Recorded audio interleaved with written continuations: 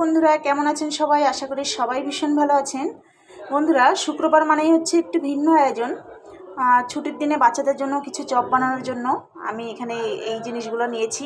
দেখুন, এখানে আছে চিংড়ি মাছ, এখানে চিকেনের ছোটো ছোটো পিস নিয়েছি এবং রসুনের চপটা আমার হাজব্যান্ডের দুজন ভীষণ পছন্দ, যার জন্য রসুনটা নিয়েছি। দেখুন, এখানে আমি আগে থেকে গুঁড়াটা তৈরি করে নিয়েছি।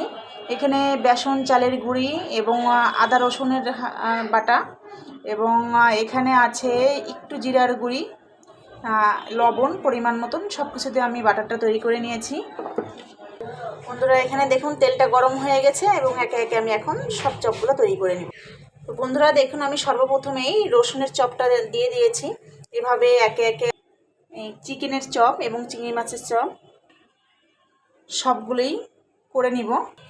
তো বন্ধুরা, আজকের মতন সবার কাছ থেকে বিদায় নিচ্ছি। ভালো থাকবেন সবাই। বাইরের খাবার বর্জন করুন, ঘরে যতটুকু পারুন নিজেরা তৈরি করুন। ভালো থাকুন।